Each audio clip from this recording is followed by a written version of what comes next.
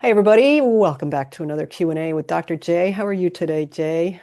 I'm doing great. GC, how are you? I am doing great. It's a beautiful fall day here in Jersey, and Joyzy. yeah, really love the fall. So today we are hitting another topic that is all over the news, Tylenol. Whether Tylenol causes, contributes, or is in any way, shape, or form associated with certain risk factors for diseases, neurological issues, problems. So, Dr. J, what is it about Tylenol? Why are we focused on Tylenol? Oh, you know why I'm not going to go there. No. So, Tylenol, yeah, it's being vilified right now too. And I can't say I'm a fan because there's a high risk of overuse and creating liver damage from Tylenol, and that's well established.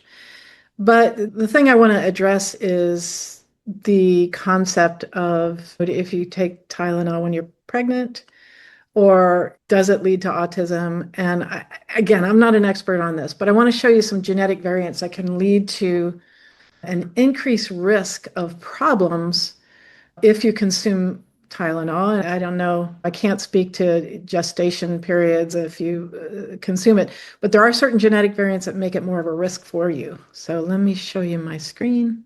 We're going to go back to the magic biochemical pathway chart. You guys are going to know this Yeah. inside. They go to sleep and they look at the ceiling and they see the I little pink know. dots. I dreamed about I this. do. I dreamt over and over, oh, there's a piece of the pathway missing. And I Oh, would, I'm sure you did. I'm sure you still do. I still do. Yeah. So this enzyme over here, UGT, this is the glucuronidase transferase. Its enzyme is involved in the glucuronidation of chemicals and drugs in the phase 2 liver detox pathways. And I'm going to show you that in a minute. It also converts the toxic form of bilirubin into its non-toxic form or conjugated bilirubin.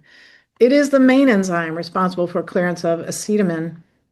Variants are involved in both acute and chronic inflammatory conditions, as well as increasing the perceived severity of pain in patients with chronic pain.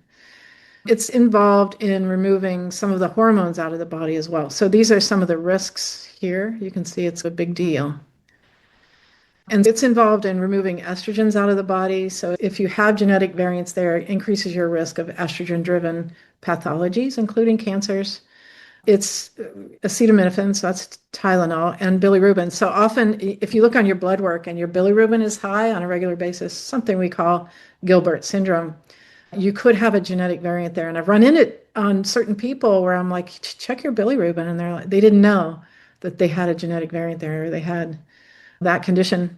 It also removes BPA, bisphosphonates that are in plastic. For people who have genetic variants there, can watch that plastic exposure as much as possible. Put things in glass jars rather than plastic. You can't get away from plastic, but as much as you can, be aware of that. But let's look for a minute in the liver detox pathways. So we have what's called phase 1, where the body takes a fat soluble toxin, turns it into a water soluble, and that's the intermediate metabolites. And they run at different speeds on certain people. So when you look at your health risk report, you can see whether your phase 1 is running faster than your phase 2, which is actually a kind of a big risk for inflammation and reactive oxygen intermediates, inflammation and free radical damage.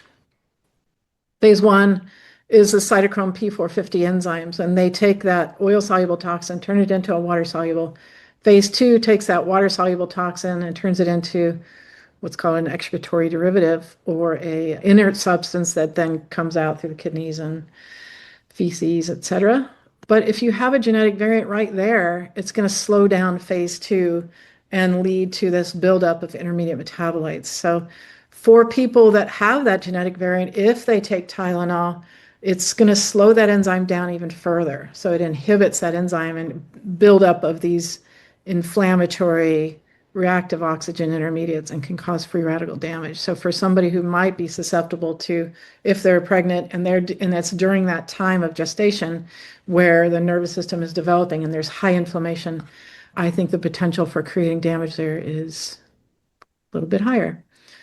And then the other piece of this puzzle is, how do we upregulate those detox pathways? And we do that through something called methylation. And that's these pathways up here, these big circles. MTHFR being one of the main components of methylation.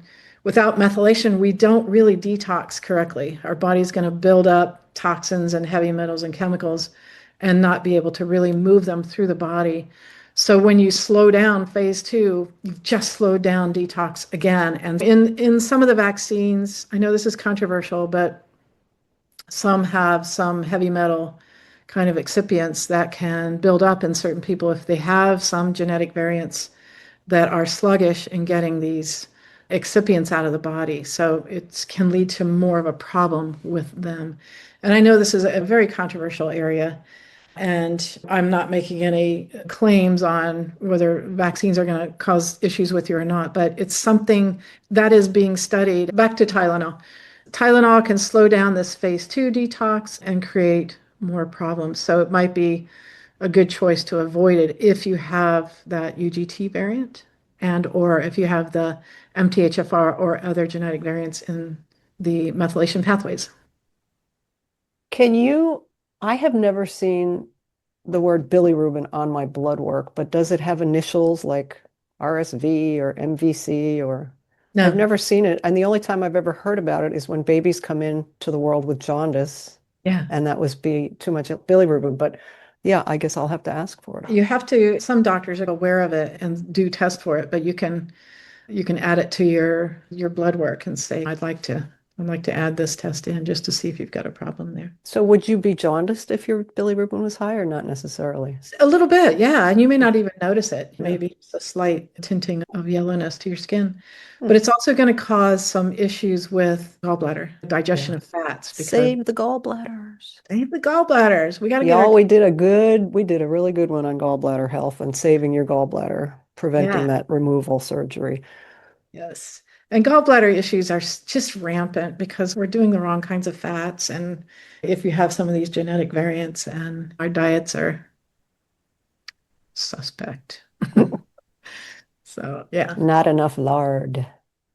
that's it. Okay, so that should answer some questions that people may have about all of this conversation around Tylenol's danger. As with so many things, even healthy things can be dangerous for some people, right? You know what I'm saying? Like we think that healthy means healthy for everybody. It doesn't Right. necessarily, even if it's a food that is pure and organic and beautiful, not everybody's going to react well to everything. Absolutely. And it's just fascinating to see the differences. I can't do turmeric. I have that MAO variant and I feel Me it. If I neither. start to do it, it's, oh, I'm going to bite your head off because that MAO can cause the serotonin to go too high and create irritability. So I go, whoops, that wasn't a good idea. It's interesting that you say that or that we're having this conversation because last night I made a curry and of course it has a turmeric because I buy curry powder, I don't make my own. And I Yeah. woke up this morning and I had these two big puffy things under my eyes. It Mm. wasn't like there was the only other things in it was ginger, coconut milk, and vegetables and chicken. Yeah. And I thought, that's weird. What did I do? Oh, I ate? But maybe it was the turmeric. Yeah, it could have been. That's so funny. I had curry last night too. Oh, So it yeah, it was a worked. chilly night. I saved those kind of foods at this time of year. Yeah. And that's interesting to see. Okay, Mediterranean is my best for my body. Indian food I love, but it's not going to be my friend because way too much turmeric sneaks in there and cumin, which I don't do. Hmm, Probably have to put a cumin slider on. All right. cumin. All right, people, I think we've covered Tylenol and then some today.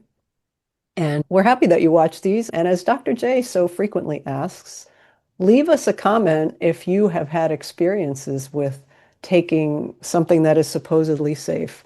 If you've had a bad experience with, say, Tylenol or turmeric or anything like that. We're always curious to hear what other people are experiencing that we talk about.